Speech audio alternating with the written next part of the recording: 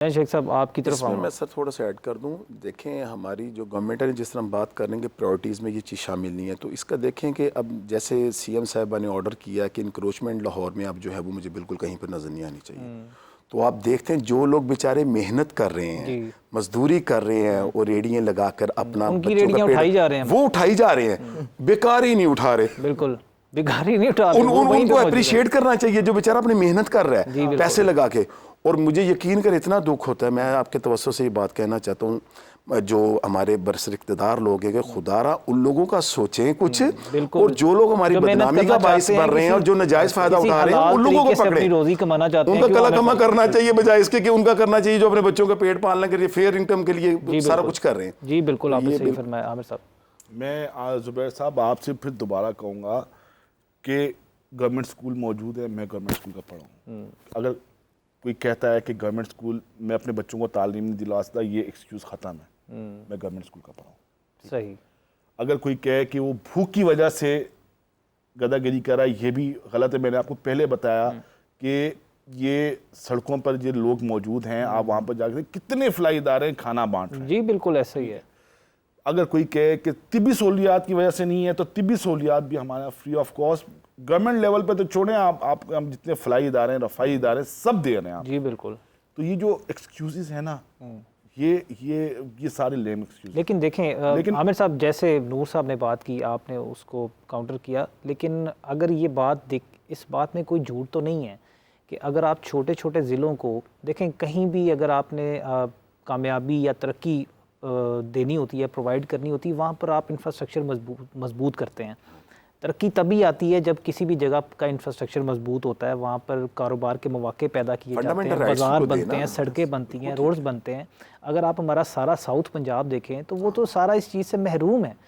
Urbanisation one of the factor है इसमें कोई शक नहीं है। अगर इस चीज़ को डिनाई नहीं किया जा सकता, आमिर साहब आप क्या कहेंगे? मैं आपकी बात से भी मैं इत्तफाक करता हूँ, लेकिन मैं आपसे ये कहता हूँ कि हर किसी ने इंडस्ट्री तो नहीं चलाना, किसी ने गंदम भी उगानी है, किसी ने लेकिन आबादी भी बढ़ती जा रही है ना, कितने लोग गंदम उगाएंगे, कितने लोग आपको ये दूसरे काम करते हुए नजर आएंगे। अगर आप किसी जगह पर डेवलपमेंट करते हैं, बाजार बनाते हैं, रोड्स बनाते हैं, वहाँ पर एक बिजनेस हब ऑटोमेटिकली क्रिएट हो जाता है। बिल्कुल, इसको ट्रांसलेट करना चाहिए, जो छोटे शहर हैं हमारे जो उसको जो है वो ट्रांसलेट करना चाहिए। आप इंटरनेशनल जो सिटीज़ हैं उनको भी देखें तो ये हमारे शहर बहुत तेज़ रफ्तारी के साथ बढ़ रहे हैं जी।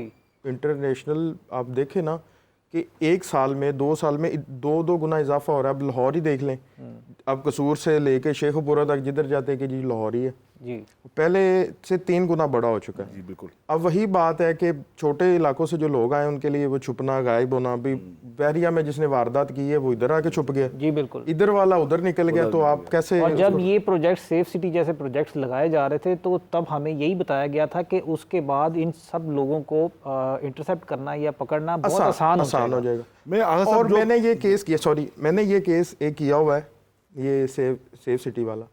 सर इनकी वो जो नाकस इन्होंने वायर्स डालनी थी उसमें, वो कुछ अर्से बाद काम ही छोड़ गए थे। इनके कैमरे नाकस, इनकी वो जो वायर्स वो नाकस, इनके वो कनेक्शन नाकस, अक्सर आप देखेंगे ये काम छोड़ गए। क्योंकि जब इन्होंने काम शुरू किया था तो उस वक्त इन्होंने मटीरियल ही कोई लो ग्रेड का यूज़ किया कि वो उसकी लाइफ ही कोई नहीं थी। अब वो बंद तो होने हैं, अब तो अगर आप इन सारी मामलात की तरफ आमिर साहब हम चले जाएं कि किस मामले में कितनी करप्शन हुई, तो खैर ये रात हो जाएगी और हम इसको मुकम्मल नहीं कर सकते। मैं आगा साहब से कह रहा हूँ, जो चीज़ें बेसिक जो जिंदा रहने के लिए है वो हमें मैसर हैं, लेकिन इस बात पर बिल्कुल वैलिड है, गौर करने की जरूरत है। लोग भीख मांगना क्यों चाहते हैं? ये देखिए, सऊदी अरब में जाके भीख मांगना क्यों जाते हैं? मतलब लाखों रुपए खर्च करके वहां जाकर भीख मांगने के लिए जा रहे हैं। क्यों जा रहे हैं? यूएई क्यों जा रहे हैं? और बाहर ममालिक में क्यों जा रहे हैं? सही, इसको सोचने की जरूरत है। लोग भीख क्यों मांगते हैं? आमिर साहब, वो एक अदादो शुमार के मुताबिक एक रिपोर्ट थोड़े दिन पहले आई जिसमें 95% पाकिस्तानी इस मुल्क से बाहर जाना चाहते हैं। और जहाँ तक ये बेकारी की बात है, ये तो आपने बिल्कुल दुरुस्त फरमाया। ये तो सबसे आसान तरीका है ना कि आप सड़क पे खड़े हो जाएं और आप बिल्कुल तंदुरुस्त हैं और आप कुछ करना नहीं चाहते, तो आप वो आजकल तो ये हालात हैं कि आप इशारे पर रुकें तो वो गाड़ी का शीशा साफ़ करने आपसे पूछे बगैर वो शीशा साफ़ करते हैं। आप चाहे जो मर्जी कहते रह जाएं, अगर उसके बाद आपके पास पैसे ना निकले तो आपको धमकी देते हैं, आपसे लड़ाई करते हैं कि जनाब आप पैसे दें, आपने पैसे क्यों। मैंने दुरुस्त फरमाया शेख साहब? जी बिल्कुल, आपने सूफी से दुरुस्त रहा है। मैं थोड़ा सा ऐड कर दूँ, इस रमज़ान शरीफ की बात है जो लास्ट गुजरा, तो मैं सुबह सुबह एक हमारी गली के अंदर ना एक नौजवान वो नात पढ़ रहा, तो मैं ऐसे उठा तो मैंने बाहर देखा, मैंने कहा यार बड़ी अच्छी नात पढ़ रहा है जी। तो मैंने कहा शायद ऐसे ही कोई अल्लाह का नेक बंदा नात पढ़ता हुआ गुजर रहा है। तो जब उसे जैसे मेरे और उसका आई टू आई कॉन्टैक्ट हुआ तो उसने मुझे आगे से इशारा किया कि मुझे कुछ दें आप। तो मैंने उससे पूछा, मैंने कहा यार तू मांगने वाला है? तो कहता जी मैं एक्चुअली जी बहावल नगर चिश्तियाँ से आया हूँ, तो मेरी आजकल दिहाड़ी नहीं लग रही, तो सर इससे मेरा शाम को 2-2.5 हज़ार रुपया हो जाता है। तो मैंने कहा इससे तो बेहतर काम ही कोई नहीं है। तो मैंने कहा मैंने गांव जाना था। अब मैंने वहाँ से क्या जज किया, मैंने ये सोचा कि कम से कम जो लोग हम इनको देते हैं उनको भी चाहिए जी बिल्कुल कि वो इनको डिस्करेज करें। ये भी एक बहुत बड़ी बात है। उसके बाद हम लोग जब देते हैं उनको फिर इनको अप्रिसिएशन मिलती है, क्योंकि अगर उनको पैसे ना मिले तो वो नहीं शाम को आएंगे, वो कोई और काम करने के लिए सोचेंगे। शेख साहब कि अब लोगों ने बहुत, क्योंकि लोगों को भी समझ आ गई है और बहुत लोग अवॉइड करते हैं, डिस्करेज करते हैं, लेकिन ये इस हद तक मामला पहुंच चुका है कि ये पूरा ग्रो खड़ा होता है। अगर आप इनको पैसे ना दें और ये आकर आपसे ज़बरदस्ती मांगते हैं तो फिर ये आपसे बदतमीजी करते हैं। जी बिल्कुल ऐसा ही है।